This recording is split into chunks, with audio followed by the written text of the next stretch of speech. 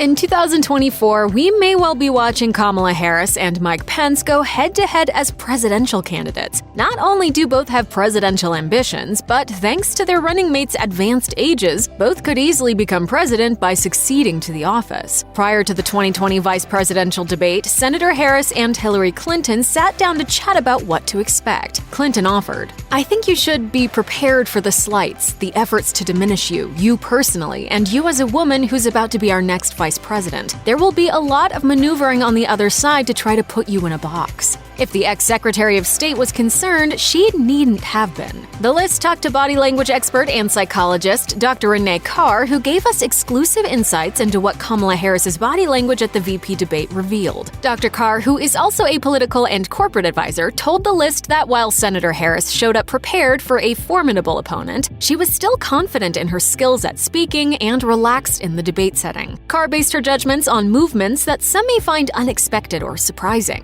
The fact that Harris crossed her legs behind her desk at times, that means, says Carr, that she was poised internally and not poised just as an external show of confidence. In their pre-debate huddle, Harris told Clinton that she was preparing to confront, quote, "a series of untruths." After the debate, Dr. Carr confirmed to the list what Harris herself predicted. She noted, "Harris often raised her left eyebrow when listening to Pence's responses as if she were both skeptical and was also expecting an absurd response." Carr further pointed to Harris's raised eyebrows and squinting eyes. These expressions exuded a feeling of, "I really want to hear what incredulous comment he's about to say." On the debate floor, Harris came particularly prepared to counter the Trump administration's response to COVID-19. Not only, Carr said, was the senator ready and eager with counter statistics, but she had also meticulously prepared talking points. According to Carr, she deliberately used the word dead bodies to invoke a sense of appall, rather than using softer words such as loved ones lost or victims of the virus. Per Dr. Carr, Harris revealed her true feelings when she and Pence sparred over ISIS.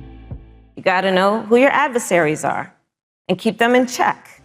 When she did so, Carr observed, Harris put her hands parallel to each other and positioned them to her right. Why is this significant? Carr says, she also used this same hand positioning when referring to President Trump, revealing that she views Trump not merely as an opponent, but more as an adversary. When Harris critiqued the Trump administration's COVID-19 response, Carr observed, Harris spoke of the anxieties mothers faced when worried about their children not being able to go back to school. It was an attempt, says Carr, to appeal to the mothers and caretakers of America by evoking the experiences that homemakers could relate to during the shutdown that came with the pandemic. In other words, she reached out to viewers not just with her rhetoric, but with body language as well. Her expressions were carefully calculated to ensure voters felt she was relatable, honest, and familiar. When, for example, Harris assured voters with a wide-eyed expression that Joe Biden will not ban fracking, her eyes pleaded with viewers to not only listen to her words, but to also fully understand that she was explicitly refuting Pence's claim. By informally calling the VP debate moderator by her first name, Susan, Harris went a step further in her quest for relatability. Carr said, Harris was engaging in a tactic to not only directly engage the moderator, but to also create an experience for viewers to feel as if they were a fly on the wall, hearing Kamala's honest conversation with a colleague or friend.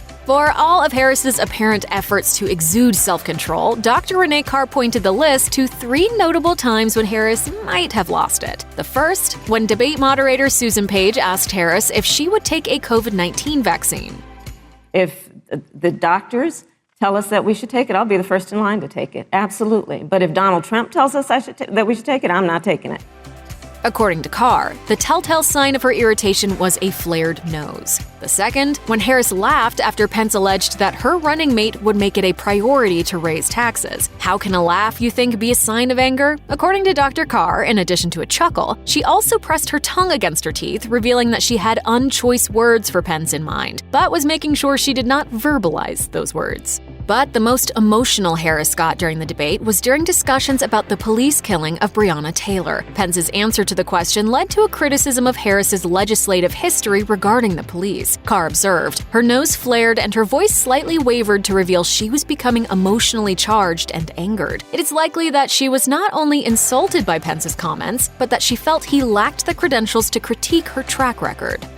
I will not sit here and be lectured by the vice president on what it means to enforce the laws of our country. And yet, despite the insult and Harris's obvious sadness at Breonna Taylor's death, the vice presidential candidate sought to exude strength. She kept her calm. Check out one of our newest videos right here. Plus, even more list videos about the latest hot topics are coming soon. Subscribe to our YouTube channel and hit the bell so you don't miss a single one.